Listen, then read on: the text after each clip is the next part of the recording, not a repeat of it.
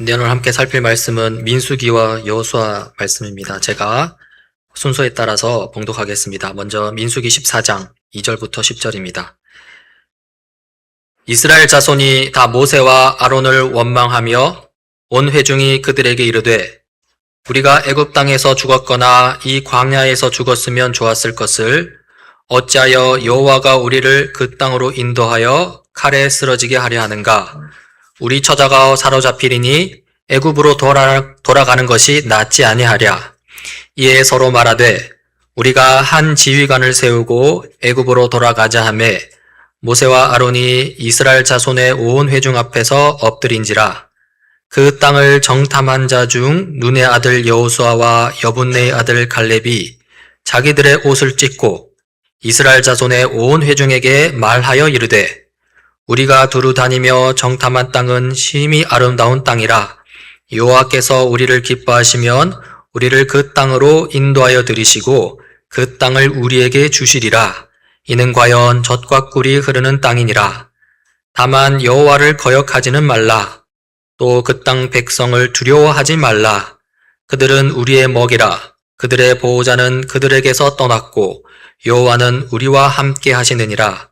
그들을 두려워하지 말라 하나 온 회중이 그들을 돌로 치려 하는데 그때 여호와의 영광이 회막에서 이스라엘 모든 자손에게 나타나시느니라. 24절입니다. 그러나 내 종 갈렙은 그 마음이 그들과 달라서 나를 온전히 따랐은즉 그가 갔던 땅으로 내가 그를 인도하여 드리리니 그의 자손이 그 땅을 차지하리라. 여호수아 14장 10절부터 14절 갈렙의 이야기입니다. 이제 보소서 여호와께서 이 말씀을 모세에게 이르신 때로부터 이스라엘이 광야에서 방황한 이 45년 동안을 여호와께서 말씀하신 대로 나를 생존하게 하셨나이다. 오늘 내가 85세로 모세가 나를 보내던 날과 같이 오늘도 내가 여전히 강건하니 내 힘이 그때나 지금이나 같아서 싸움에나 출입에 감당할 수 있으니 그날에 여호와께서 말씀하신 이 산지를 지금 내게 주소서. 당신도 그날에 들으셨거니와 그곳에는 아낙 사람이 있고 그 성읍들은 크고 견고할지라도 여호와께서 나와 함께 하시면 내가 여호와께서 말씀하신 대로 그들을 쫓아내리이다 하니 여호수아가 여분네의 아들 갈렙을 위하여 축복하고 헤브론을 그에게 주어 기업을 삼게 하매 헤브론이 그니스 사람 여분네의 아들 갈렙의 기업이 되어 오늘까지 이르렀으니 이는 그가 이스라엘의 하나님 여호와를 온전히 쫓았음이니라. 아멘.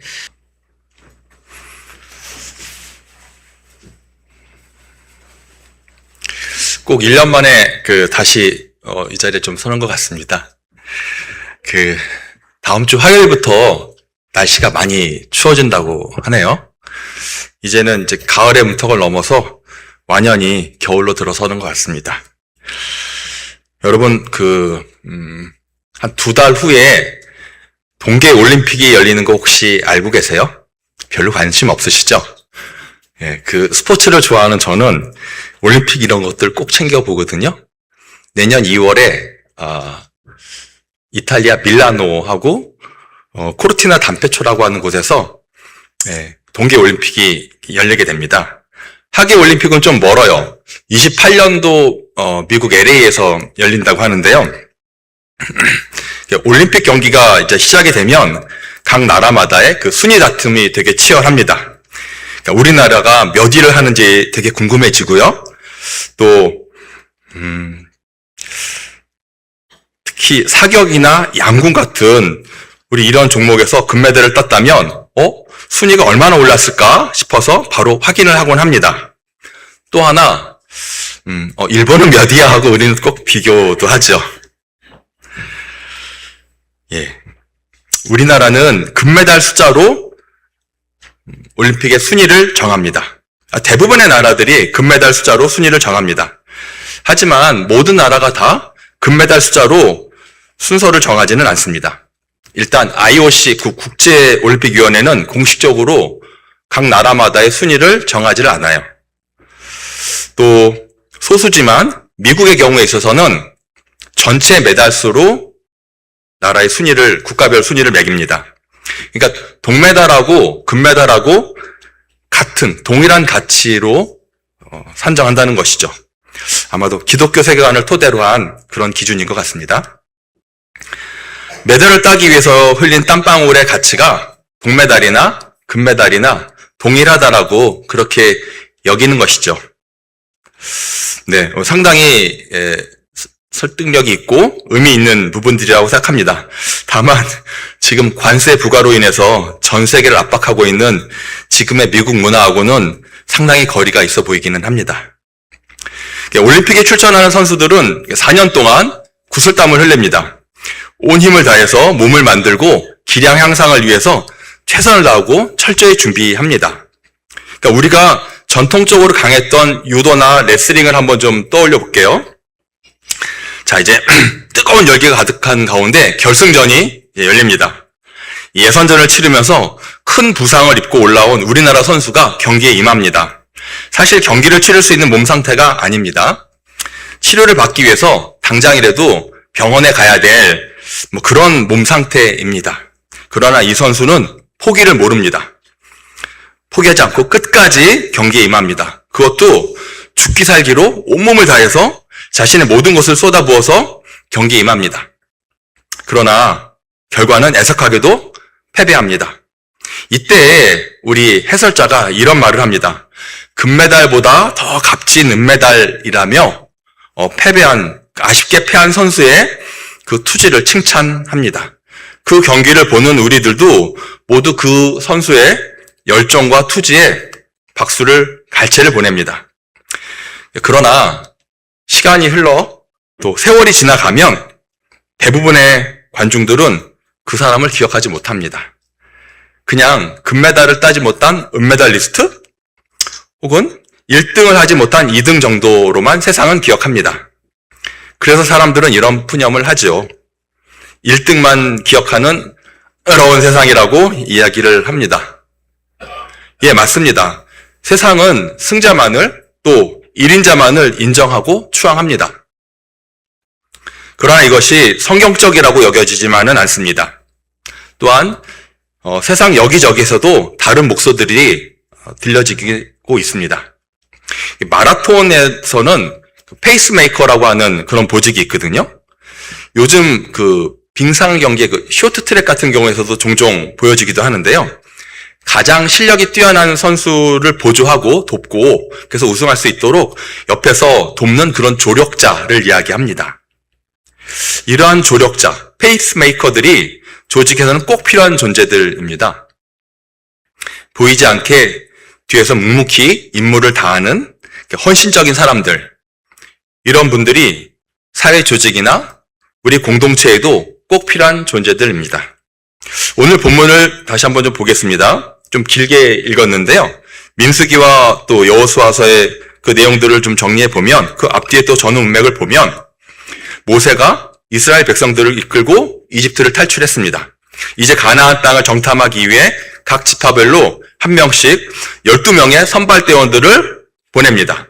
그 중에 10명은 현실의 벽에 막혀서 통곡하며 우리 죽게 되었다고, 기골이 장대한 그들에 비하면 우리는 메뚜기 같다고 자조 섞인 말을 내뱉습니다.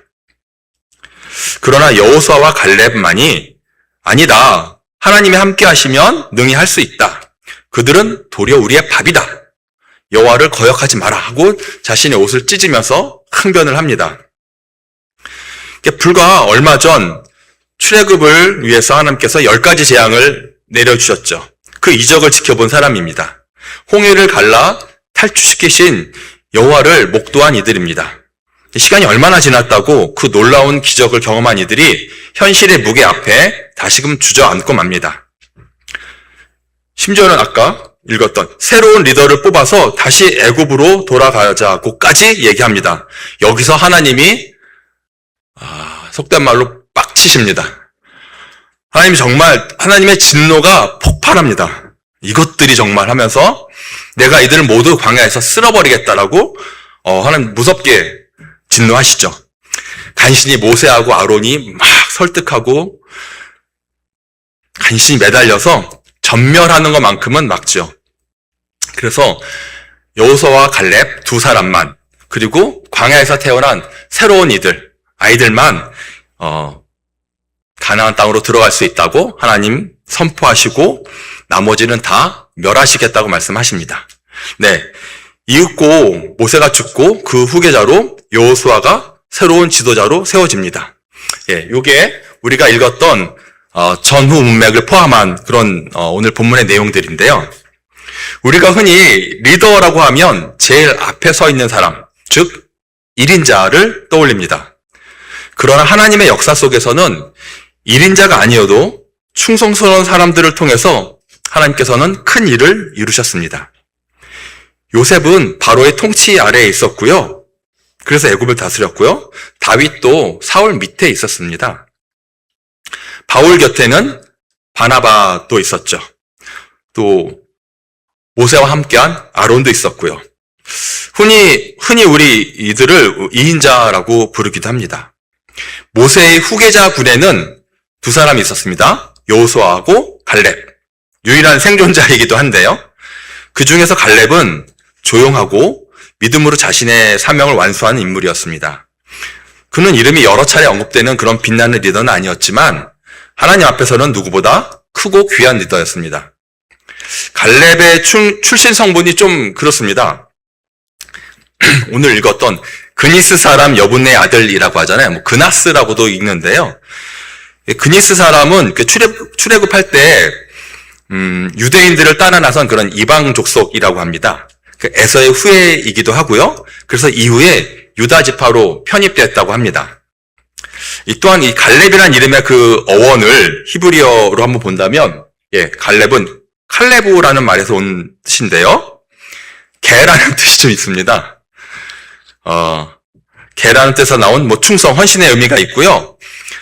또 하나는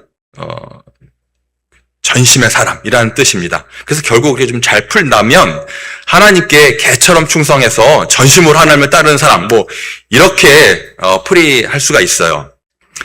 근데 이제 개라는 단어가 나오면 우리는 좀 그렇습니다. 이게 개하고 엮이면 좋은 게 한 개도 없어요. 개하고 비교해갖고 개하고 싸워서 이기면 이 개보다 더한 놈이 되는 거고요. 개한테 지기려다 하면 개만도 못한 놈이 되고요. 이게 또 개하고 비기게 되면 여러분 잘 알다시피 그 놈이 되는 겁니다. 같은 놈이 되는 겁니다. 그래서 이 개하고는 사실 이렇게 비교하면 안 되는데 오늘 본문에 갈렙은 그렇지 않네요. 개처럼 충성스러운 전심으로 하나님을 따르는 사람이라고 합니다. 갈렙은 믿음의 눈을 가진 리더였죠.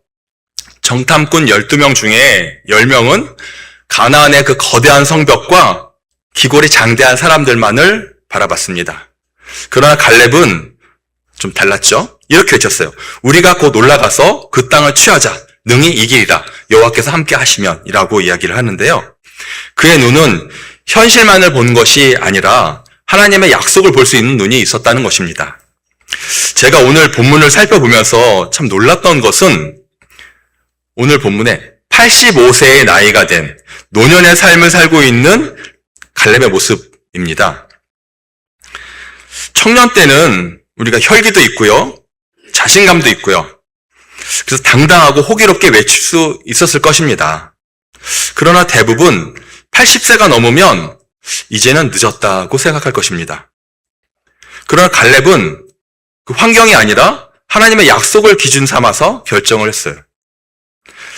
하나님께서 쓰시는 사람의 공통점들이 있는데요. 여러 가지가 있겠지만 제가 오늘 본문을 통해서 바라봤던 것들은 두 가지였는데요. 그 중에 하나는 하나님의 말씀을 끝까지 붙들고 사는 사람이라는 것입니다.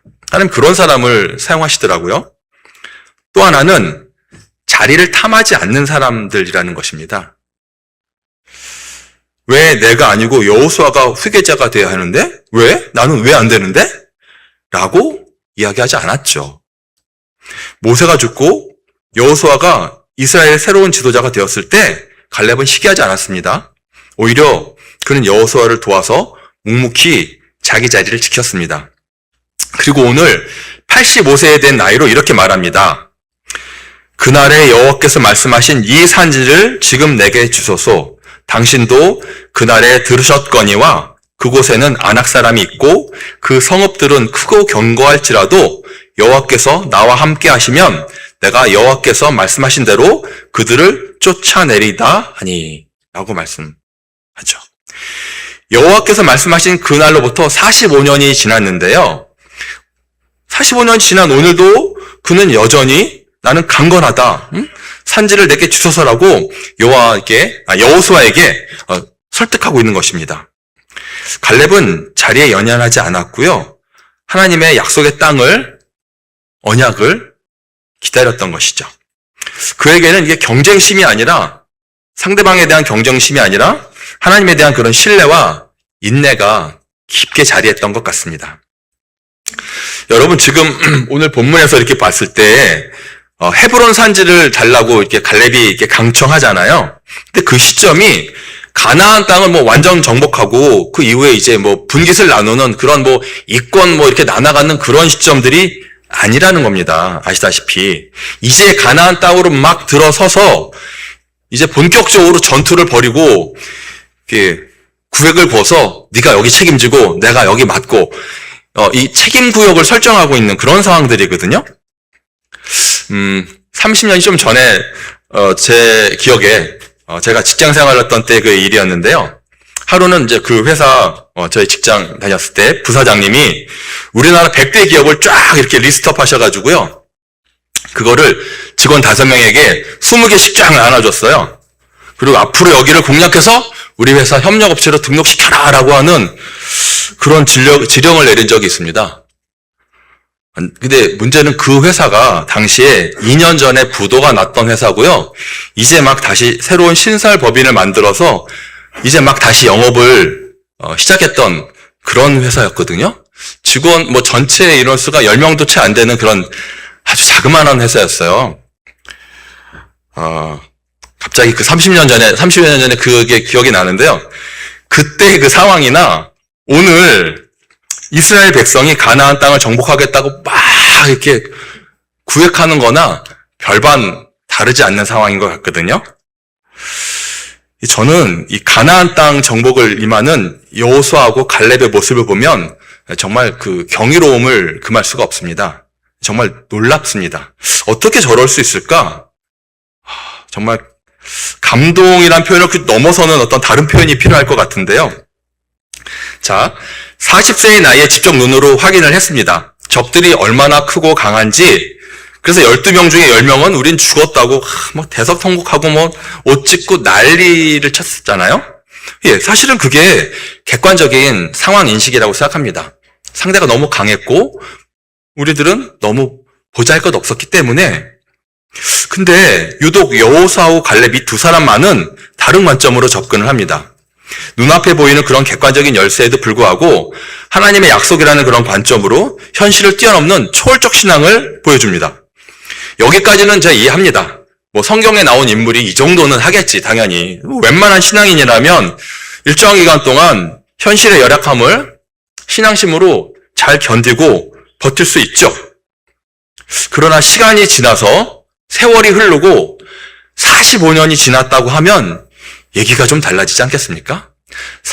약속을 받았던 그 시간보다 40년보다 더 많은 45년의 세월이 흘렀다고 하면 그 약속에 대한 신뢰가 좀 희미해질 수도 있고 가물가물해질 수도 있지 않을까요? 기력도 쇠해지고. 근데 저는 좀 이해가 안 되는 것이, 이해가 안 된다기보다는 참 놀라움에 그 감탄을 하는 것이, 어떻게 이분은 그 기나긴 세월 동안을 동일한 마음을 유지할 수 있었을까라는 것입니다. 냉혹한 현실을 직시하는 것과 믿음을 잃지 않고 견디는 것, 이 둘의 균형을 끝까지 유지하는 게 얼마나 어려운 일인지 우리는 알잖아요. 너무 힘든 거지 않습니까? 눈앞에 펼쳐진 냉혹한 현실을 직시하게 되면 대부분은 포기합니다. 이건 아니야. 이건 무리야. 현실적으로 불가능해.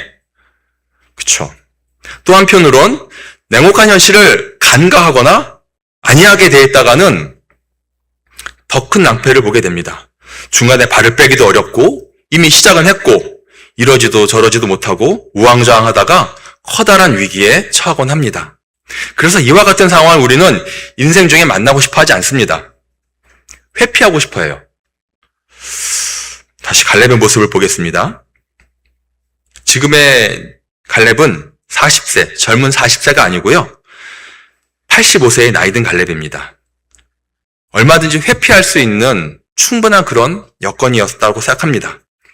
45년 전 본인이 직접 정탐해서 봤던 그 기골이 장대한 아낙 족속들이 거하고 있는 그 땅에, 그래서 누구도 선뜻 나서려고 하지 않고 두려워했던 그 헤브론 산지를 정복하겠다고 나를 보내달라고 손을 번쩍 든 겁니다. 아니, 뒤로 물러나 있어도 누구 하나 뭐라고 욕할 것 같지 않습니다. 40세가 아니라 85세의 갈렙이니까요. 그런데 스스로 가장 열악한 곳으로 보내달라고 자원합니다. 함께 정탐했던 10명 이미 세상에 없고요. 당신과 나 둘만 있지 않습니까? 라고 여호수아에게 이제 항변하잖아요. 그러니 당신도 들었지 않습니까? 나를 보내소서라고 그렇게 끊임없이 설득하고 있습니다. 하나님의 갈렙에 대한 평가는 이렇습니다.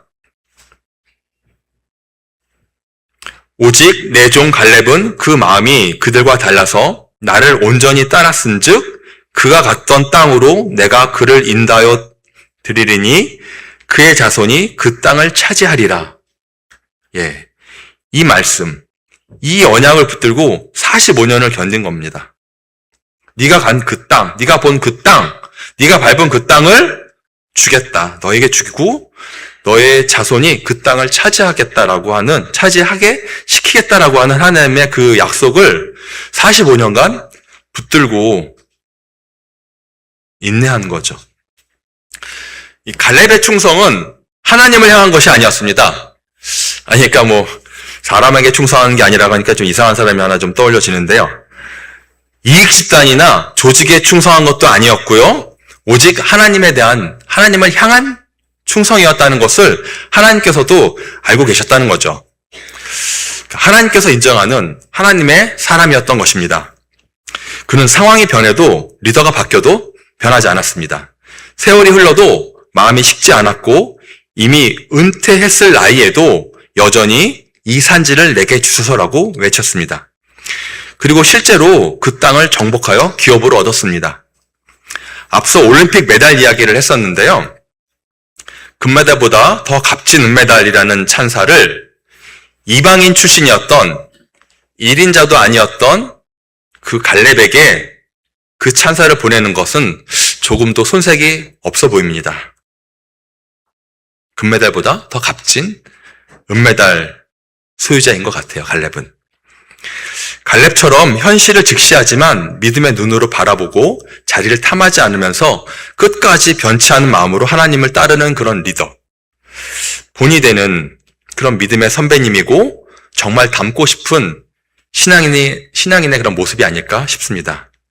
우리도 이런 삶의 모습을 닮아갔으면 좋겠습니다. Good to Great라고 하는 책이 있습니다. 예, 좋은 기업을 넘어 위대한 기업이라고 이렇게 번역이 돼서 나온 책인데요. 한 20년 전쯤에 제가 좀 읽었던 책인데 인상 깊었던 부분이 있어서 좀 소개할까 합니다. 먼저 이 책은 머릿속에 있는 정리된 그런 가치관을 기술한 그런 책이 아니고요. 20명이 넘는 연구자들이 5년여간 함께 데이터를 수집하고 분석해서 얻은 그런 분석 자료집이거든요. 이 책의 그 주요 골자는 100년 이상 존속한 업계 1위 기업을 밀착 취재해서 공통점을, 그 성공의 비결을 좀 찾아낸 겁니다. 근데 그 가운데 좀 흥미로운 일 중에 하나가 그 각 회사마다 폭발적인 그런 성장의 시기마다 리더들의 어떤 특징이 동일한 패턴이 좀 보인다는 거예요. 그 리더들의 특징은 그렇습니다. 겉으로 보기에는 굉장히 좀 내성적이다 못해 수줍기까지 하고요.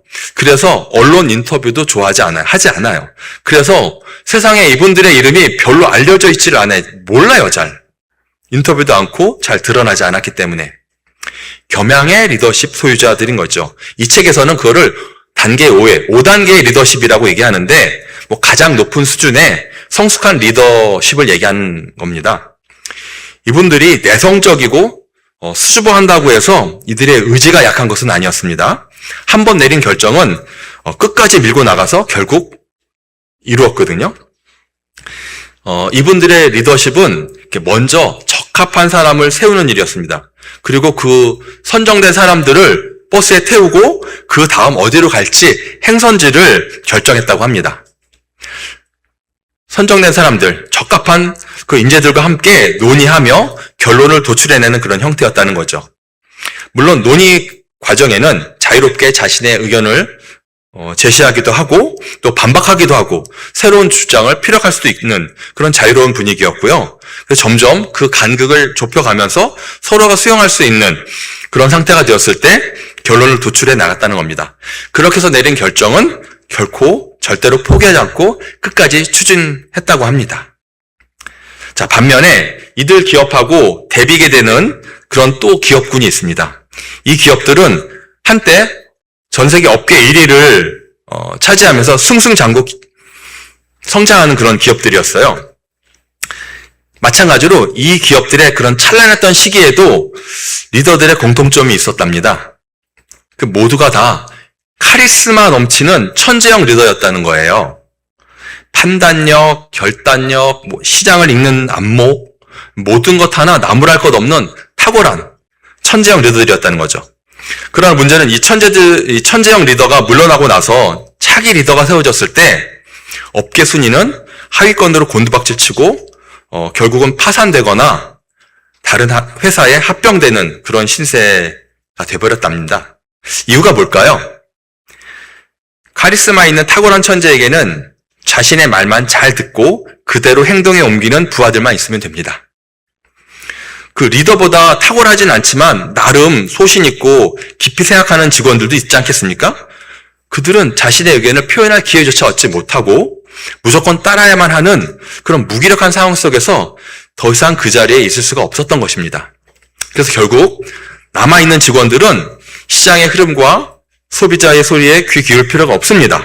그냥 리더의 입만 바라보면 되는 것이죠. 그러나 그 천재형 리더가 부재했을 때, 결국은 떠났을 때 그 이후의 결과는 어떻게 됐을까요? 역시나 새로 부임한 리더의 입만 바라봤겠죠. 수십 년을 그렇게 행동했었으니까요. 이미 그들의 기업 문화는 시장의 흐름과 소비자의 필요에 둔감해진 상태입니다. 경쟁력을 잃어버린 거죠. 하지만 아까 얘기했던 100년 넘게 지속했던 그 성장을 이루어 나가고 있는 이 회사들은 얘기가 좀 다릅니다. 새로운 리더가 오더라도 리더만 바라보는 것이 아니라 시장의 흐름을 읽고 고객의 필요에 귀를 기울이고 함께 끊임없이 고민하며 회의하는 이 기업 문화를 오랫동안 계속 이어왔기 때문에 그걸 토대로 지속적으로 오랜 세월 존속할 수 있었다는 것입니다. 여기서 우리는 깨달음 하나를 좀 얻을 수 있습니다. 성경에서 이야기하는 리더십이 세상에서도 통한다는 거죠. 물론 짧은 시간을 놓고 본다면 탁월한 천재형 리더가 승리할 수 있겠지만 조금 긴 안목으로 본다면 겸손하고 자신의 이름을 높이지 않고 사람을 소중히 여기고 명령적 지시가 아니라 함께 논의하며 나와 다른 의견이 있는 것에 귀 기울이고 수용했던 사람들, 결국 그들이 승리한다는 것입니다. 그래서 금빛 찬란한 천재형 리더가 아니라도 뒤에서 묵묵히 자신의 자리를 지키는 겸양의 리더가 우리에게는 필요한 것 아닌가라는 생각들이 듭니다. 말씀을 준비하면서 우리 교회를 좀 돌아보게 됐습니다.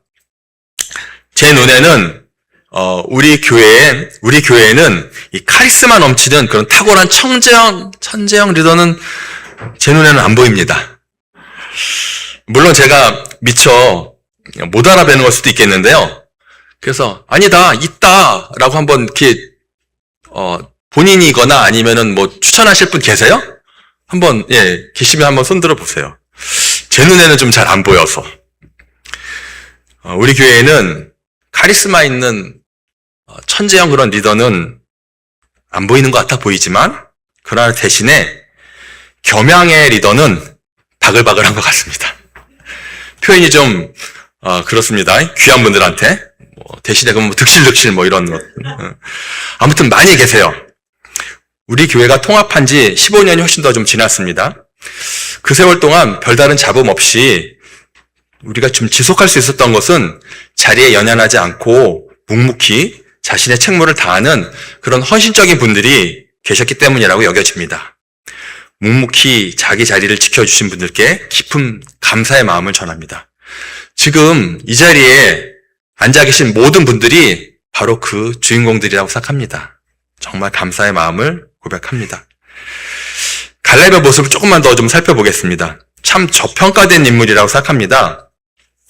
마치 프리미어 리그에서 뛰었던 그 손흥민도 상당히 그 동양인 디스카운트도 있고 또 이 성격이 막 나대는 성격이 아니고 조용한 그런 성격이다 보니까 참 많이 저평가되어 있는 선수인데요. 지금 메이저리그에서 엄청 맹활약하고 있죠. 그 못지않게 갈렙도 저평가된 성격적 인물이라고 생각합니다. 아까 말씀에서도 하나님께서 인정하신, 정말 하나님이 인정하신 그런 대표적인 인물인데, 특히 또 가나안 정탐꾼으로 이방인인 갈렙이 유다 지파의 그 대표 선수로 뽑혔잖아요. 그러면 젊은 시절부터 사실 이 갈렙의 신앙은 주위 사람보다 확실히 더 드러났던 건 아니겠을까요?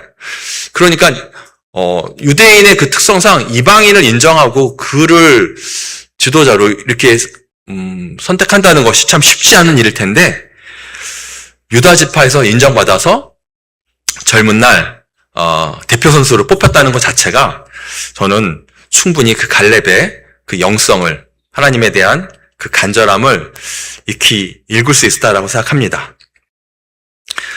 젊은 날뿐만 아니라 특히 갈렙의 인생 후반부를 보면 더 그렇습니다. 젊은 시절 하나님을 향한 그 마음이 조금도 변함이 없어 보입니다. 정말로 나이 들매 진수를 보여주는 것 같아요. 자, 은퇴라는 단어가 있습니다. 예, 이걸 한자로 뜻을 풀이하면요, 숨을 은자, 물러날 퇴. 그래서 맡은 바 역할이나 직책에서 손을 떼거나 물러나서 한가로이 지냄이라고 사전적 의미는 되어 있습니다. 은퇴. 자, 근데 저는 개인적으로 이런 한자풀이에 대해서 선뜻 마음이 좀 동하지 않습니다. 은퇴라는 동일한 단어인데 영어 단어를 한번 볼까요? 예, retire. 예, 타이어를 다시 갈아 끼우다. 이런 뜻이잖아요. 그러니까 끝이나 단절이 아니라 인생 이모작이고, 예, 새로운 시작의 그 출발을 이야기하는 retire라는 그런 뜻이, 은퇴라는 단어를 한자로 풀이했을 때보다 오히려 영어로 풀이했을 때가 좀 더 적합하다는 그런 생각이 좀 듭니다. 우리 교회에는 이미 은퇴하신 분들이 많이 계십니다. 또 이제 곧 은퇴하실 분들도 많아 보입니다. 바글바글 하세요. 은퇴하고 나이 들었다고 해서 훌륭한 분이 하루아침에 보잘것없는 사람으로 전락하지는 않습니다. 나이 들었다고 해서 건강이 예전만 못하다고 해서 해줄 게 별로 없다고 해서 결코 짐이 되지 않습니다. 지금까지 그랬듯이 앞으로도 하나님께서 함께 하시리라는 그런 믿음이 있다면 갈렙이 그랬듯이 노년에도 산지를 개척할 수 있을 것입니다. 여러분, 그 밤나무의 밤은 가장 늦게 수확한 것이 맛있답니다. 늦가을 찬바람을 다 맞고 비로소 달콤해지면서 향기가 난답니다. 우리들의 영성도 마찬가지 아닐까요? 오랜 세월 기쁨과 슬픔, 성공과 실패, 아픔과 회복, 이러한 찬바람의 이런 계절을 견뎌내야만 단마치 삶의 향기가 나오는 건 아닐까 싶습니다. 유행가 가사에도 있는데요, 늙어가는 게 아니라 익어감이라고 하는 그런 표현이 와닿습니다. 속사람은 새로워지고 열매는 더 깊어지고 존재로서의 영향력을 주고 다음 세대를 축복하고 이러한 가운데 천국의 소망이 더 선명해지는 삶. 이것이 장년의 영성이고 노년의 영성 아닐까 싶습니다. 이것이 그리스도인의 영성이 아닐까 싶습니다. 저는 우리 교회 선배님들, 어르신들을 정말 존경합니다. 갈렙과 같이 묵묵히 자기 자신을 지키고 자기 자리를 지키고 공동체를 돌보시는 귀한 섬김의 그 손길을 정말 존경합니다. 그래서 이 좋은 교회가, 이 좋은 공동체가 다음 세대로도 이어져서 날마다 새로워지고 젊은 세대를 축복하고 속사람을 채워가면서 서로를 귀하게 세워주는 그런 교회가 되어졌으면 정말 좋겠습니다. 그것을 소망합니다. 함께 기도하고 마치겠습니다. 하나님, 오늘 말씀을 통해 우리들의 삶을 돌아보기 원합니다. 하나님을 향한 젊은 날의 충성스러움이 시간이 지나고 세월이 흘러도 결코 변치 않았던 온전한 그리스도인 갈렙을 만나보았습니다. 오직 하나님의 말씀을 붙들고 당신의 신실함을 의심치 않았던 그 믿음을 저희도 담기 원합니다. 자리에 연연하지 않았던 오직 하나님에게만 중심을 두었던 그 모습을 담기 원합니다. 온전히 주님의 제자로 자라가기를 간절히 기도합니다. 예수님 이름으로 기도합니다. 아멘.